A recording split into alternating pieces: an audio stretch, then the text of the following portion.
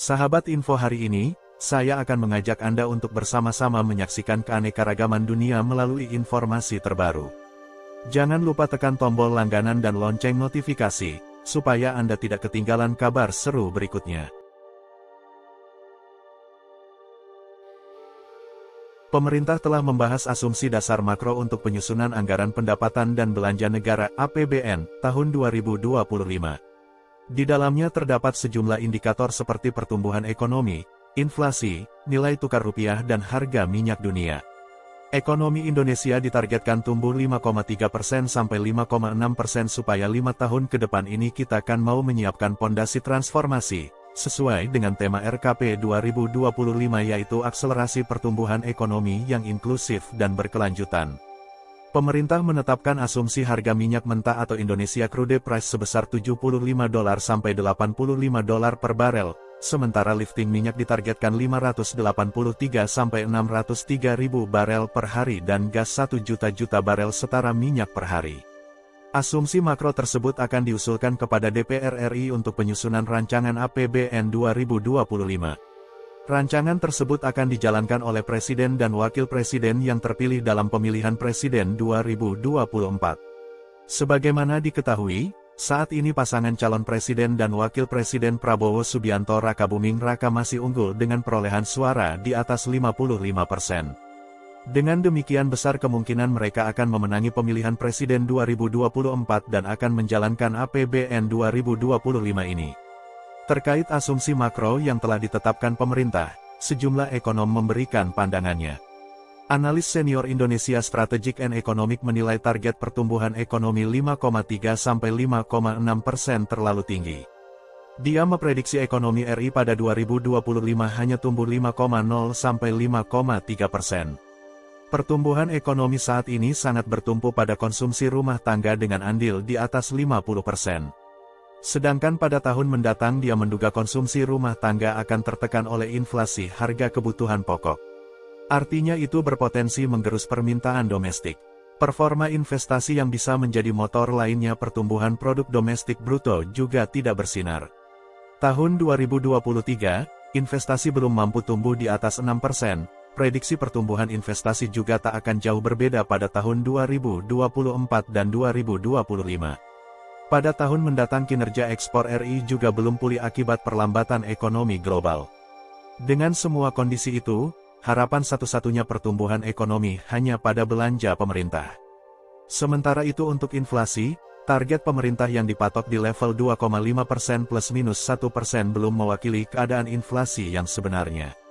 Dia mengatakan harga komoditas bahan pokok masih bergejolak dan pemerintah belum memberikan jaminan tidak ada kenaikan harga BBM tahun depan.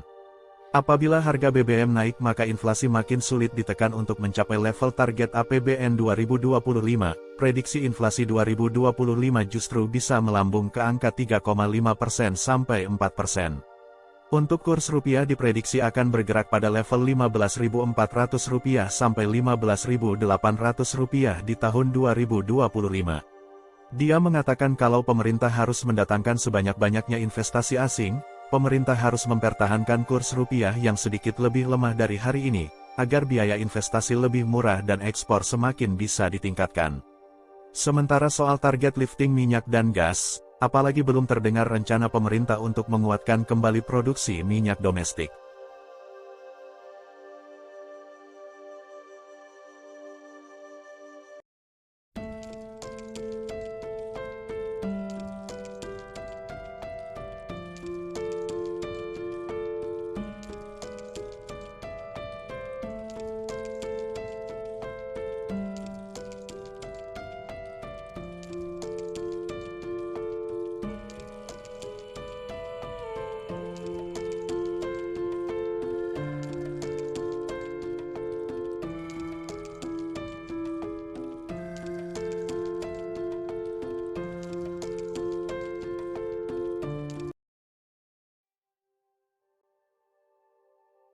Kepala Ekonom BCA David Sumual menilai pemerintah tak bisa hanya mengandalkan konsumsi untuk mengejar target pertumbuhan di APBN 2025. Menurut dia, apabila hanya mengandalkan konsumsi, maka pertumbuhan ekonomi 2025 hanya akan tumbuh di sekitar 5% saja. Untuk pertumbuhan ini tantangannya cukup besar, karena kita memang butuh sumber pertumbuhan baru. Kalau hanya mengandalkan konsumsi sepertinya kita hanya akan tumbuh 5%. Target pertumbuhan itu juga harus berhadapan bahwa ekonomi mitra dagang terbesar RI, yaitu China yang sedang melemah. Dia memperkirakan ekonomi China hanya akan tumbuh 4% pada 2024 dan 2025. Sementara, pertumbuhan ekonomi Indonesia selalu berkorelasi positif dengan ekonomi negeri tirai bambu tersebut. Jadi kalau China sedang menguat kita biasanya ikut menguat. Untuk mencapai target pertumbuhan ekonomi itu, pemerintah harus mencari sumber pertumbuhan ekonomi yang baru. Sumber pertumbuhan baru yang paling bisa diandalkan adalah investasi. Investasi yang orientasinya ekspor dan banyak menyerap tenaga kerja. Itu mungkin bisa didorong untuk meningkatkan daya beli domestik. Kalau kita mau dorong ekonomi perlu peningkatan daya saing untuk produk-produk manufaktur dan salah satunya dari sisi kurs. Kalau terlampau kuat mungkin jadi penghambat dan menyebabkan daya saing kita akan terganggu. Peneliti Lembaga Penyelidikan Ekonomi dan Masyarakat Fakultas Ekonomi dan Bisnis Universitas Indonesia, menilai asumsi makro yang diusulkan pemerintah masih realistis. Hanya saja dia menyoroti target pertumbuhan ekonomi yang terlampau tinggi. Sejauh ini asumsinya relatif realistis, kecuali pertumbuhan ekonomi yang sedikit terlalu optimis. Pertumbuhan ekonomi Indonesia di 2025 masih sama dengan tahun 2023 dan 2024, yaitu di kisaran 5,0% sampai 5,1%. Dia belum melihat adanya sumber pertumbuhan ekonomi baru di Indonesia. Sejauh ini kami belum melihat sumber pertumbuhan ekonomi baru yang signifikan. Sejumlah ekonom menilai target pertumbuhan ekonomi dalam anggaran pendapatan dan belanja negara 2025 yang dipatok 5,3 sampai 5,6% terlampau tinggi. Perlu usaha ekstra keras untuk bisa mewujudkan pertumbuhan ekonomi setinggi itu. Pemerintah tak bisa hanya mengandalkan konsumsi untuk mengejar target pertumbuhan itu. Menurut dia, apabila hanya mengandalkan konsumsi, maka pertumbuhan ekonomi 2025 hanya akan tumbuh di sekitar 5% saja. Untuk pertumbuhan ini tantangannya cukup besar, karena kita memang butuh sumber pertumbuhan baru. Kalau hanya mengandalkan konsumsi sepertinya kita hanya akan tumbuh 5%. Target pertumbuhan itu juga harus berhadapan bahwa ekonomi mitra dagang terbesar RI, yaitu China sedang melemah. Diperkirakan ekonomi China hanya akan tumbuh 4% pada 2024 dan 2025. Sementara, pertumbuhan ekonomi Indonesia selalu berkolerasi positif dengan ekonomi negeri tirai bambu tersebut.